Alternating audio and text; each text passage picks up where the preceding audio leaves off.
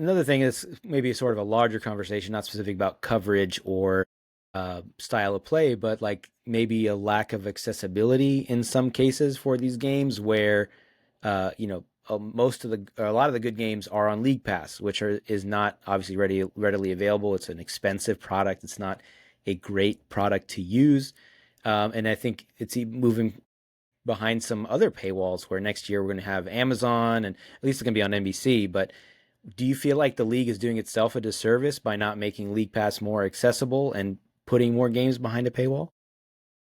Yeah, here's my issue with League Pass is if you want to watch your local games, you don't want to subscribe to a specific broadcasting service. You don't want Comcast or whatever, and you get League Pass. You can't watch your team. You can watch everybody else's team, but because of these local rights models, you're not allowed to. It's infuriating because I don't have a TV service.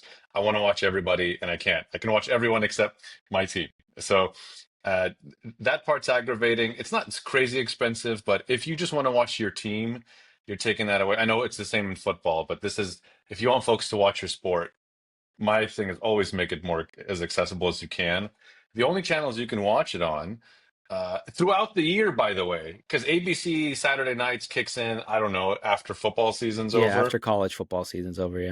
it is you spend like the first 4 months, 5 months watching it on TNT, ESPN, and NBA TV. You have to have a service to watch all of these. Mm. So like on football Sundays, I know it's once a week, but football Sundays, if you open, you just need an antenna. If you plug in your $20 antenna that plugs into your HDMI slot on your TV, you'll get 4 games every Sunday. You'll get the morning ones and the afternoon games every week. You'll So I get, I mean, think, Sunday Night Football too is on NBC, so you have that game too. right, right. And you get Sunday Night Football. So uh, you just can't watch it. You can't watch it for like several months.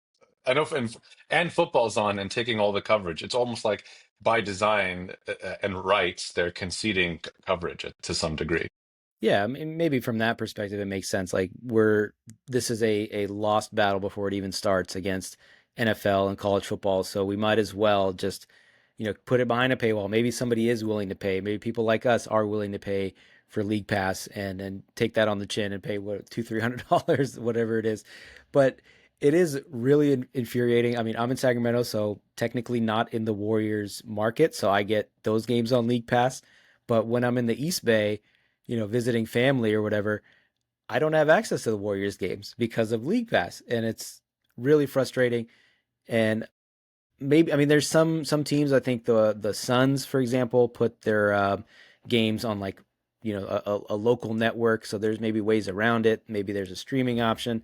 But it does force a lot of people to just pirate it and go on, NBA streams or whatever it is to get around it. So, in terms of the solutions to this and some of the things that they've tried that are perhaps a little more gimmicky. I mean, I would throw the in-season tournament in there as sort of a gimmick, the play-in tournament as another gimmick, the TikTok influencers, the TikTok dancers at All-Star Weekend.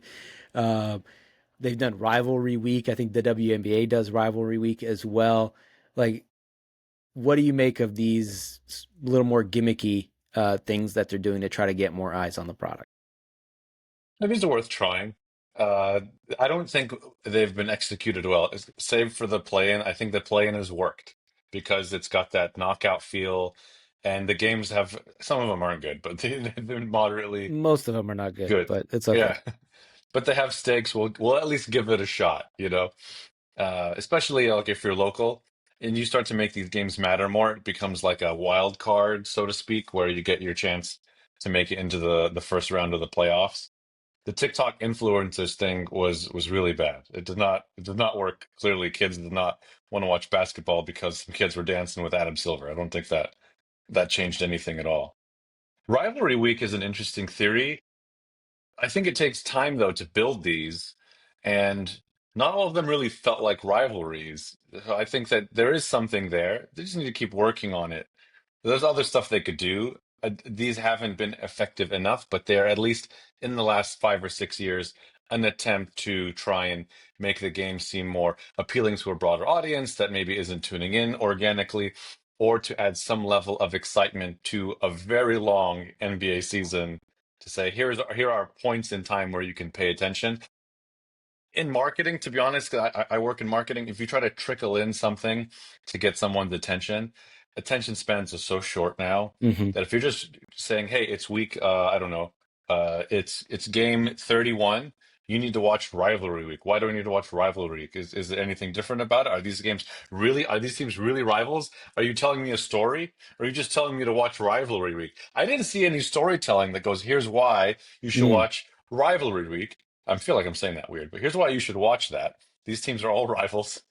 There wasn't any storytelling behind it. And I think storytelling does matter when you have individuals. You look at Formula One and the Starting Five series that's on Netflix. Like you put storylines next to people, it does wonders for it. And the NBA has so much more they could do.